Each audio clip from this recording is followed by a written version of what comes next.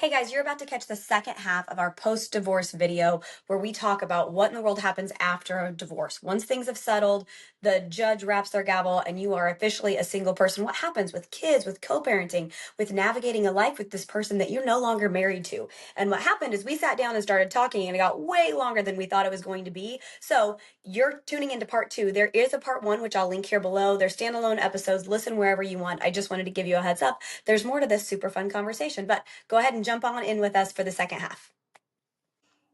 Okay. Ready? Yep. 5, 4, 3, 2, 1. Okay, friends, welcome back. We're in episode. That was so awkward.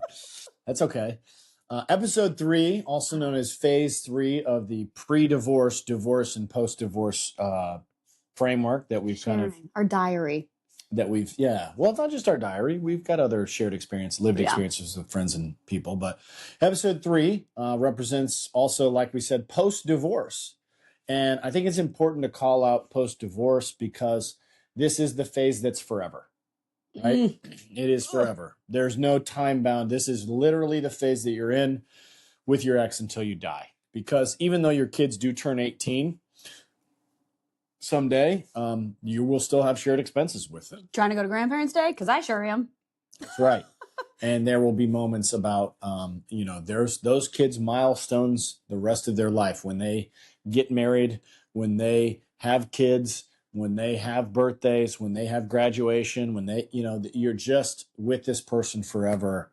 And post-divorce is hopefully where the greatest amount of healing can happen. Mm-hmm. It's so hard to heal, and you really have to work on yourself during your divorce in order to empower yourself to know that you can get through this. But then post-divorce is where you really get to implement all of the mental health and physical health and emotional health strategies that you've learned, because now you're starting back over.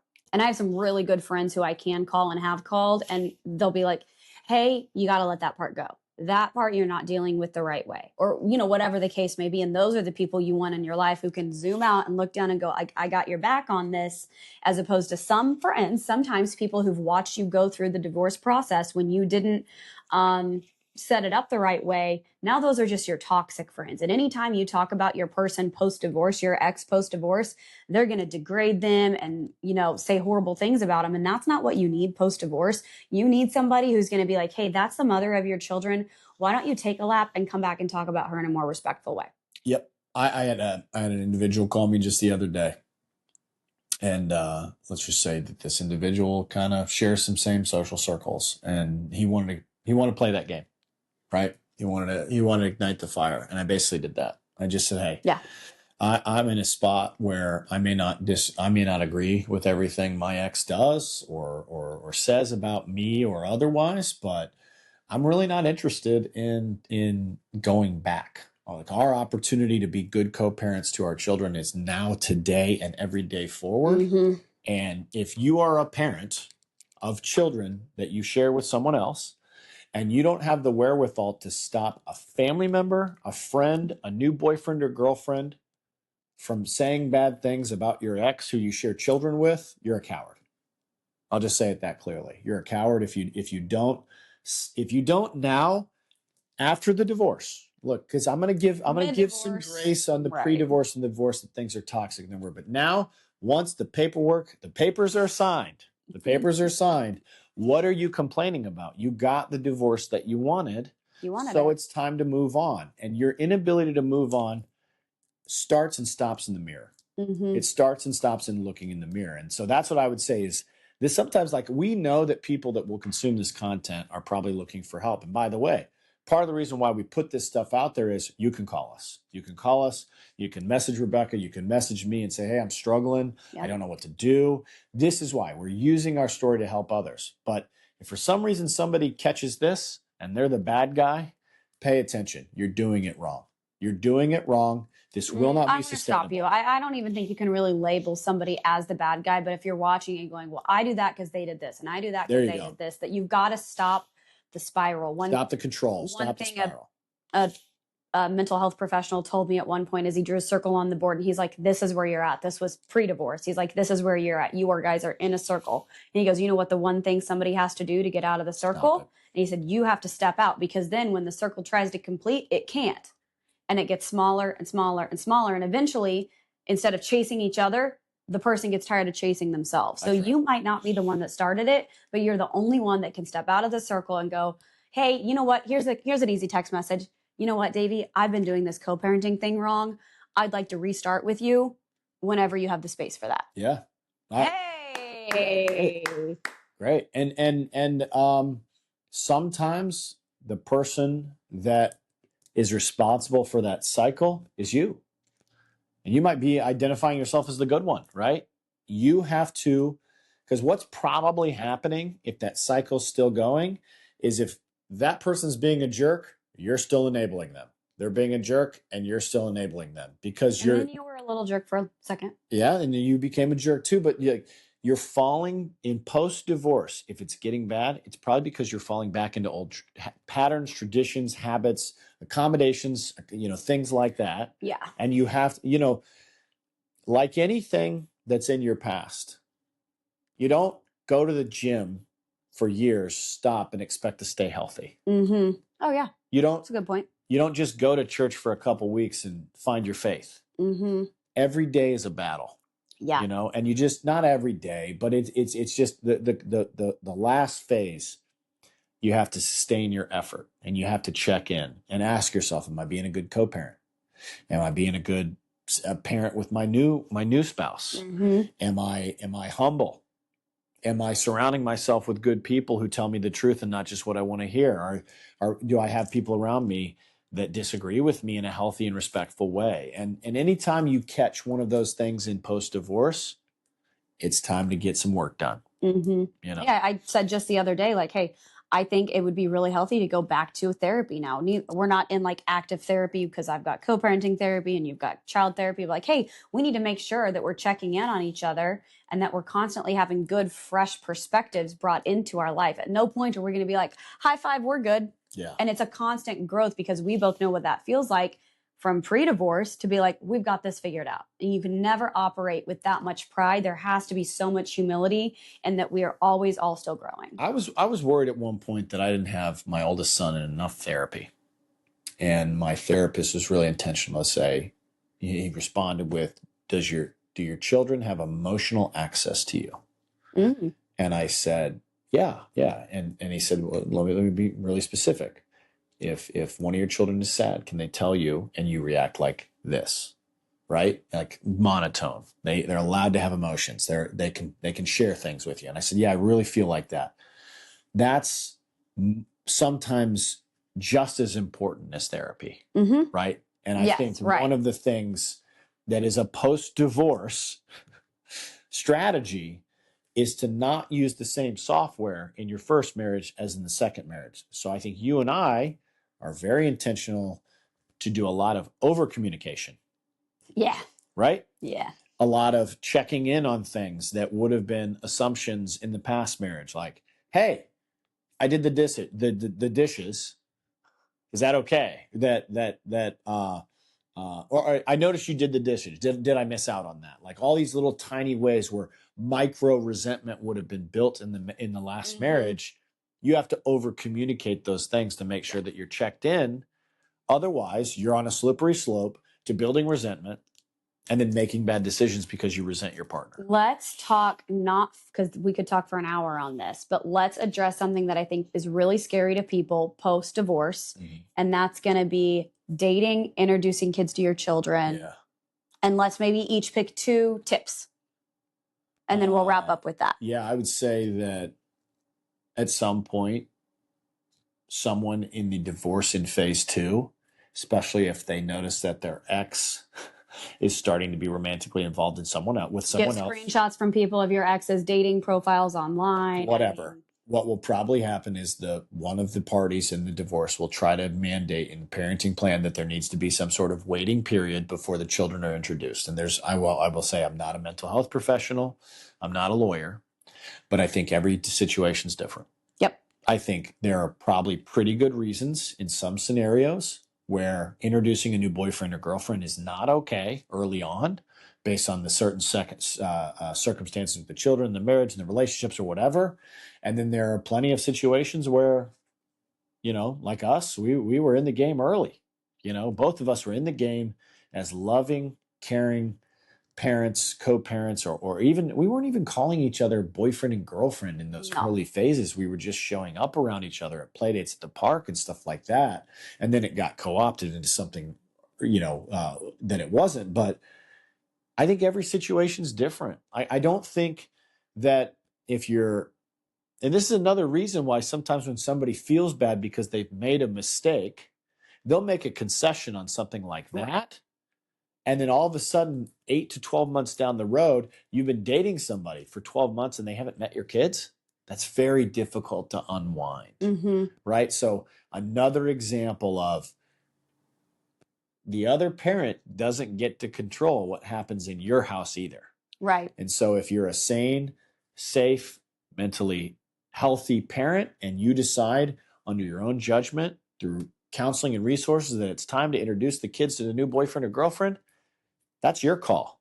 Right. And you don't owe your ex, unless you have some sort of arrangement in your parenting legal agreement, arrangement, right? You don't owe that introduction. It's just, hey, I've moved on. I think it's the right thing to do spiritually. I think it's the right thing to do from a responsible standpoint. Unless that ex is so terrible and toxic that introducing information to them will just make the kids' lives worse. Right. I think sometimes you have to, if you're going to date somebody new, you got to be intentional on how are you going to do it. We had a conversation with a friend the other day. Yeah, I don't want to date someone with kids.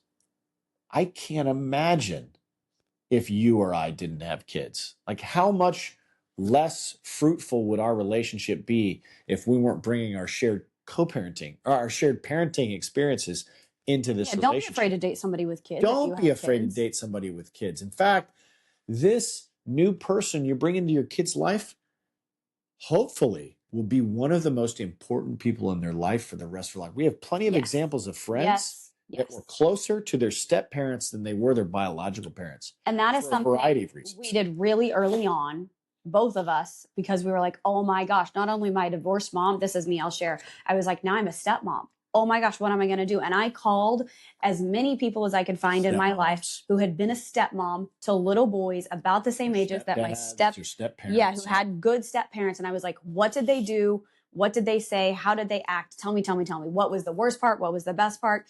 And over and over and over and over and over again, no matter how bad the divorces were, the best thing that any step parent did was never degrade the other person, right? It was always, that sounds like you had a great time at mommy's house. She's so wonderful.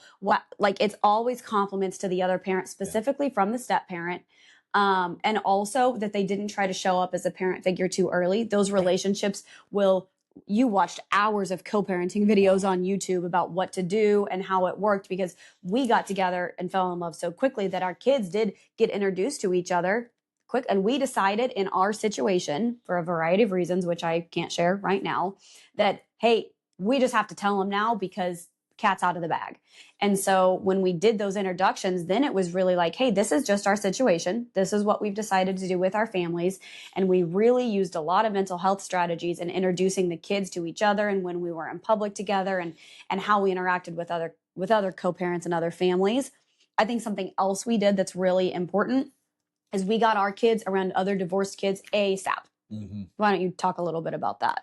Yeah, I think one of the first, and I'll also share, you mentioned all the investigation and resources and counseling and stuff that I leaned into. The best way to summarize all of that on if you're the step parent is your first phase of your relationship with that children should have nothing to do with parenting. It should only be building trust. Mm-hmm. And my approach to how I communicate with anyone is to just telegraph the strategy. So I sat your kids down and I said, hey, I just want you to know I'm not here to replace your dad.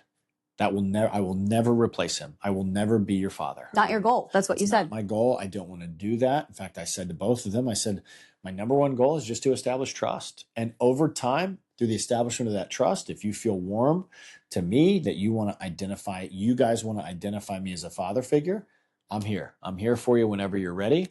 But the other thing that I said, I have had to say to them too, and you've had to do this with my kids too, is, hey, we now live together.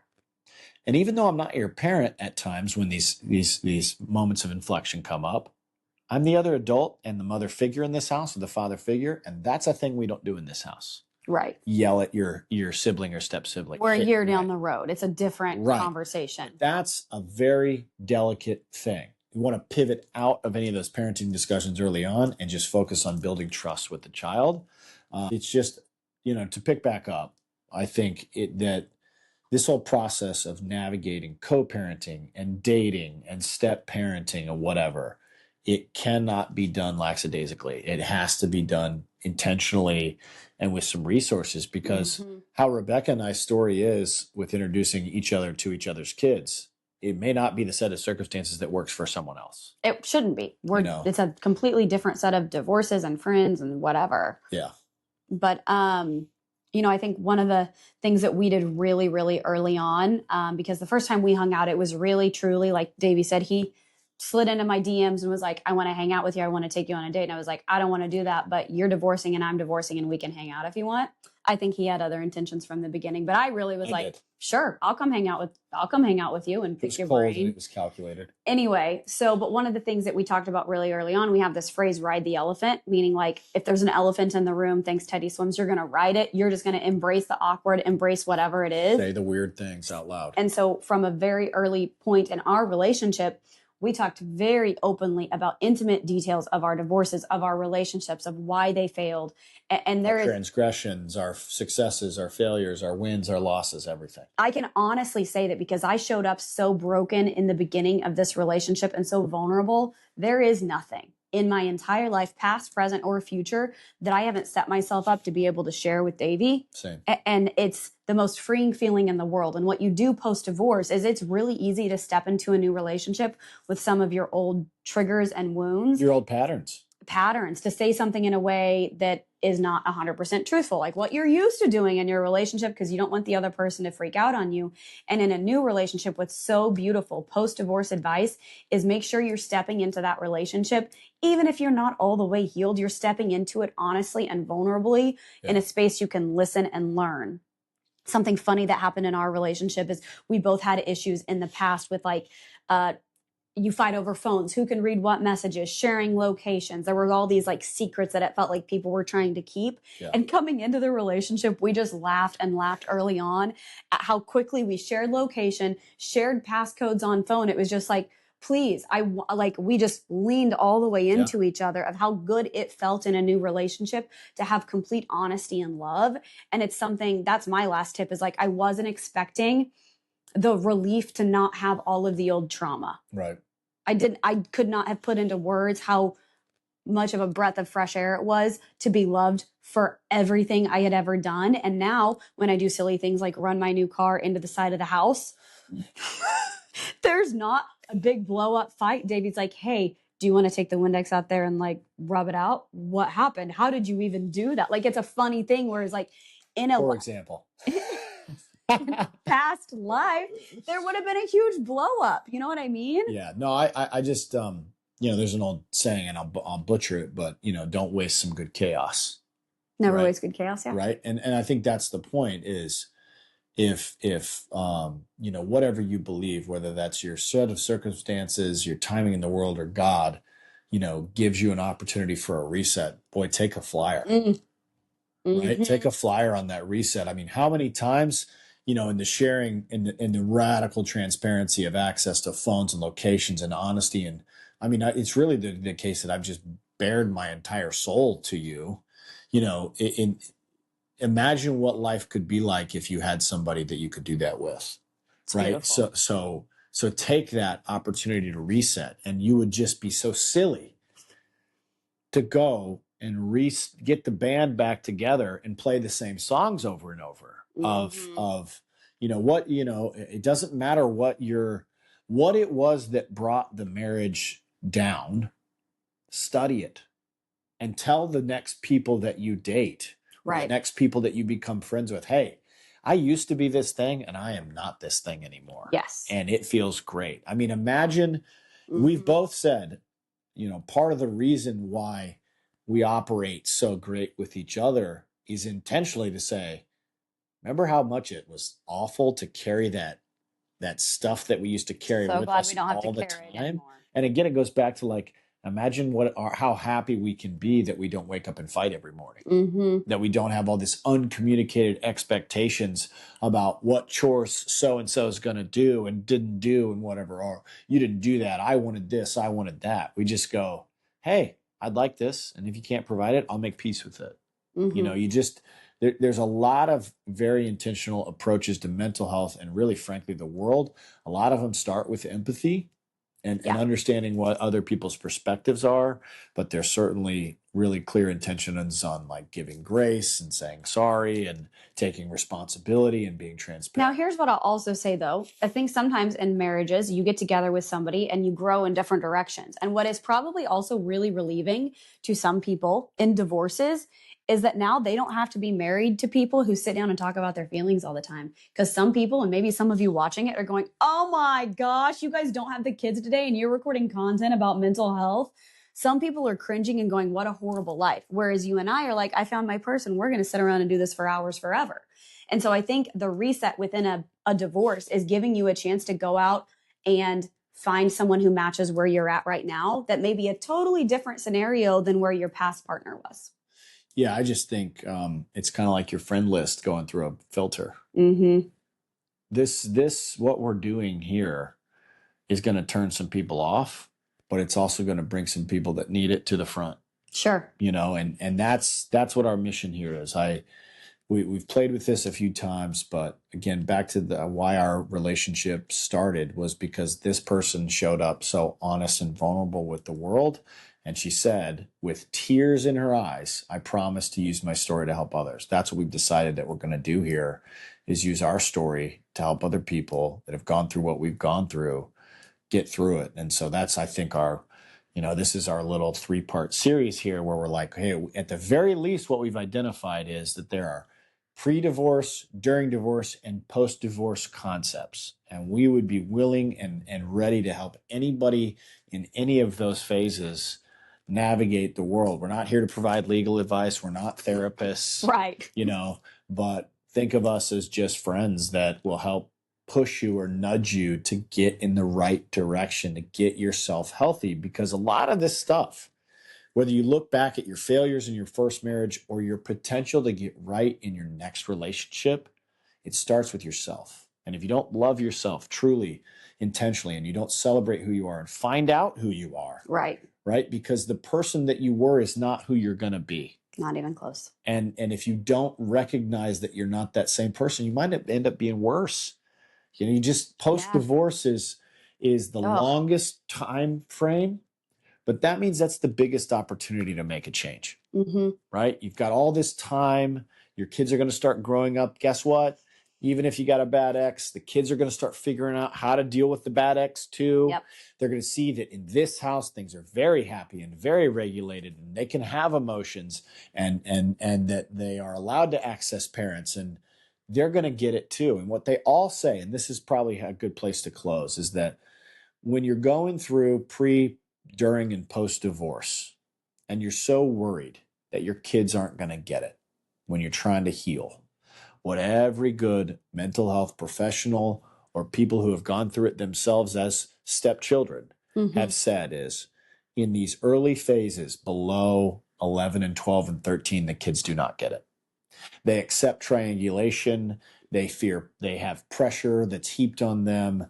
They get confused. They don't know how to regulate their emotions because they're confused. And let me give a 10-second summary of this. Yep. Mentally, a child who's under a certain age is only programmed through their brain to see their parent as safe and caring. Yep. They do not have the brain capacity or mental dexterity to go, daddy's being mean to mommy and that's difficult. And so I'm in danger too, or he's saying that to hurt me. They just don't get it. Yeah. And so it can be really hard when you have young children, if you're in a really toxic divorce situation, to want to try to save them or get them out of it and help them see that's not it. That's not the time. Or fight the fight with the ex or whatever.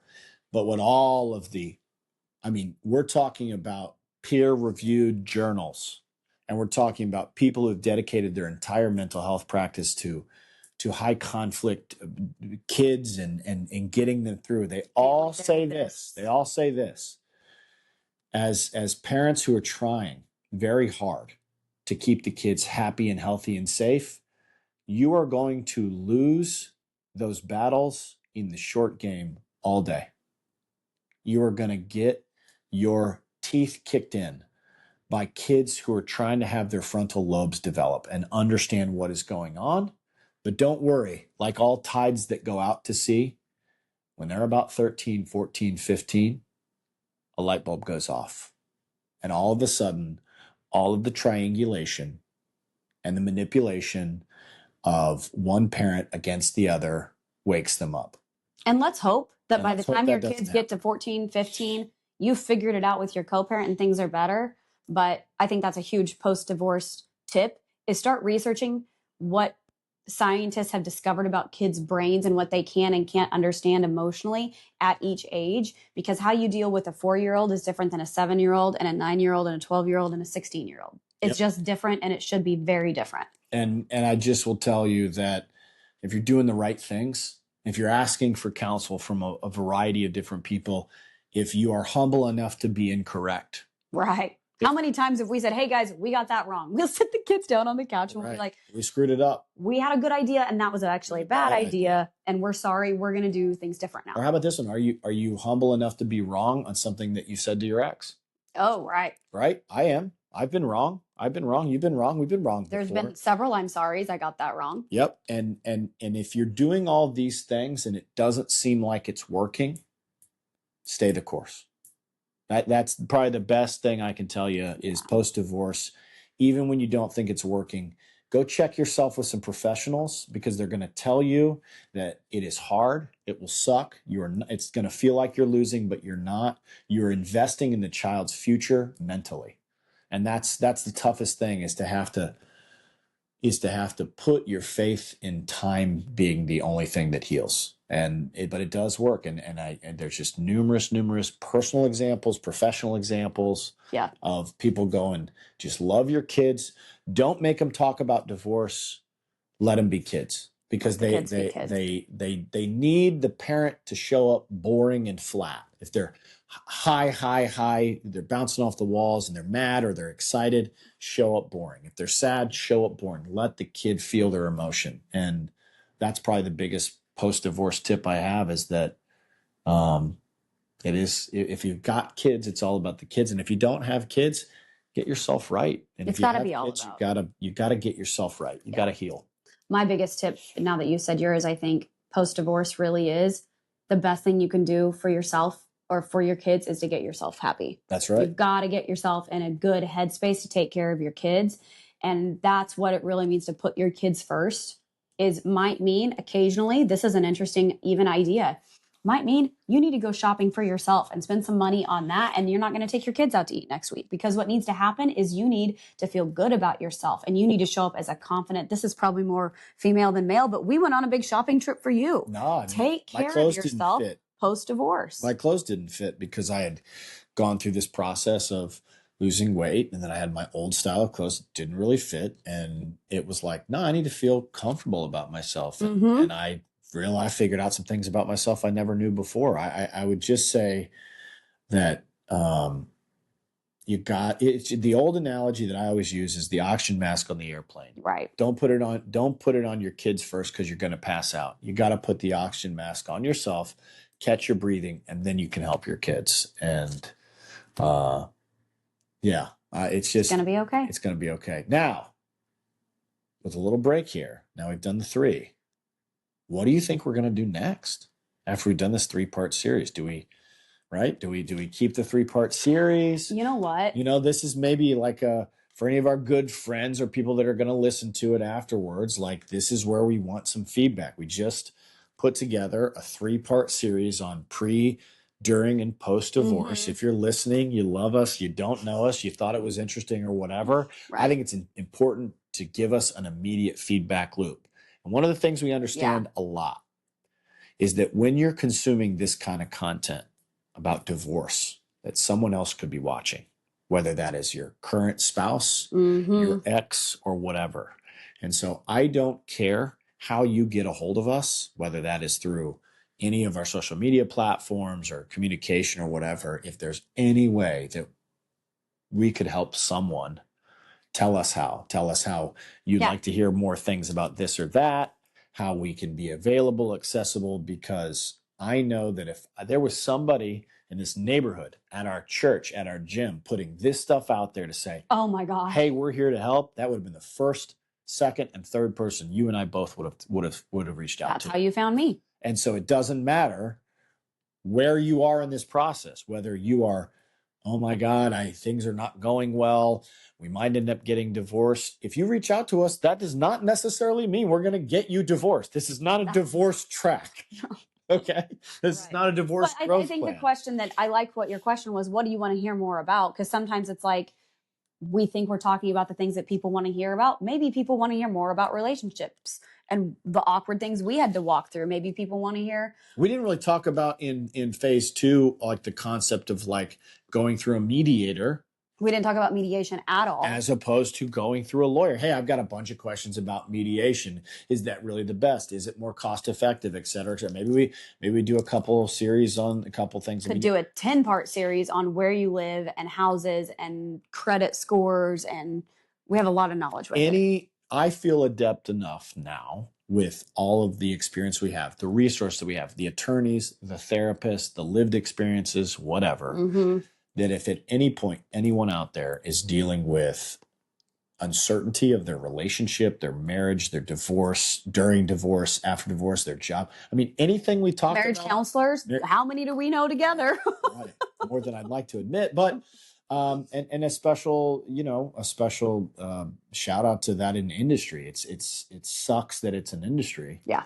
But it's an industry that has to exist because it affects half the population. And so if there's anything at all that we could talk more about, share our lived experiences personally, because honestly, frankly, you talk to us one-to-one, we can get a little more gritty in terms of our resources and things that we can share. Just reach out. We'd love to see you and talk to you and help you, because at the end of the day, if we can help you and there's kids involved, it's going to help those kids. So thanks for joining us on this fun journey where we recorded 3 hours of content about divorce. And hopefully, hey, honestly though, if you and I through this help one person, if the 3 hours of our Sunday was helping somebody, I'm so glad we did. Yeah. Worth it. Yep. Well, my foot's asleep. All right. Congrats. What you want? I'm going to do bad boys every time. Can every you do time. that?